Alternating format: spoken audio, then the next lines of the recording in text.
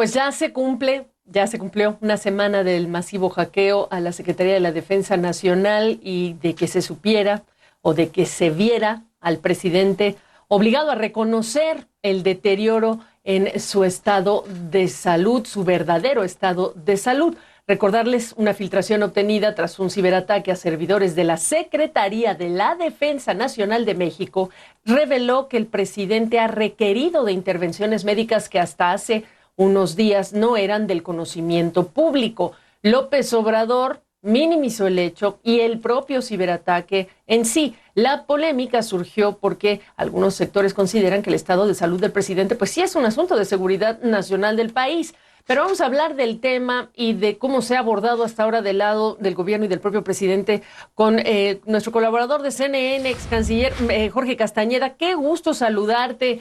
Pues empezar por ahí, porque también está el tema de la aerolínea. Ahora se sabe que también se quiere hacer una aerolínea que también esté a cargo del ejército, Jorge, pero el tema de la salud del presidente tan importante.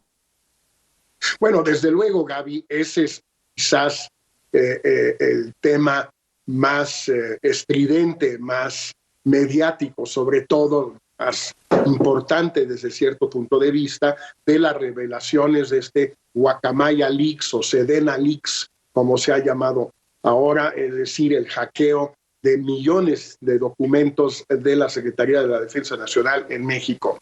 Lo que resultó de la primera entrega de documentos públicos fue que el presidente estuvo muy cerca de un infarto serio a principios de año, estando él en su casa de campo en Palenque, en Tabasco, y tuvo que ser traído de emergencia en un avión de ambulancia a la Ciudad de México, de ahí al aeropuerto, de ahí en helicóptero al hospital militar, etcétera. Es decir, nada de esto se había revelado en el momento. Algo se supo después, pero la verdad que así de grave haya estado la cosa, pues no se sabía. Entonces hay unos que dicen, bueno, pues no importa, el presidente había dicho en términos generales cuál era su estado de salud. Otros dicen, pues sí, pero esta gravedad no se había conocido en México. Y en una primera discusión, entonces, Gaby, es si esto debe divulgarse, debe ser el propio presidente, como en otros países, como en Estados Unidos, que hace público su estado de salud a través de un informe de sus médicos, que en este caso son médicos militares. Pues bueno, por el momento López Obrador no lo ha hecho, probablemente no lo haga, pero sí es una de las revelaciones importantes de Guacamaya, Gaby.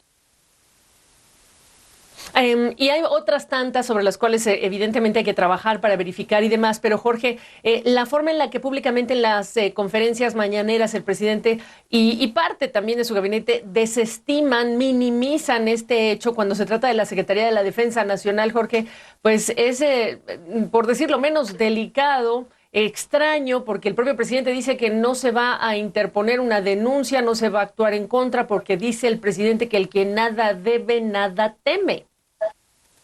Bueno, es que el problema, Gaby, aquí es que lo que estamos obteniendo los mexicanos y todos los demás es una visión interna del ejército en México, probablemente la institución más opaca, menos transparente de todo México. Por primera vez estamos pudiendo entrar, por así decirlo, a la cocina, a la recámara, donde tú quieras, para ver qué hay ahí. Sí. Y lo que estamos viendo pues son cosas muy vergonzosas, desde los regalos que hace el general secretario a todo tipo de amigos cercanos de él, desde luego todo eso pagado por el erario mexicano, el tema de las violaciones que hay en el ejército y que no se castigan, a diferencia de violaciones que hay en casi todos los ejércitos, pero que sí se castigan.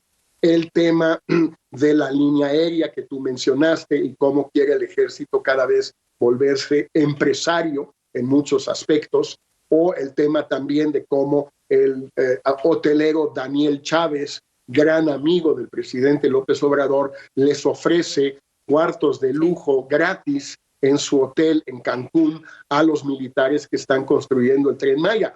Todas estas cosas son ilegales, por cierto, ningún militar, ningún funcionario público puede aceptar regalos de ese tipo. Pero bueno, la legalidad en México nunca ha importado mucho. Lo que sí es que estamos viendo cómo es el ejército mexicano y lo que vemos, pues a nadie le puede gustar.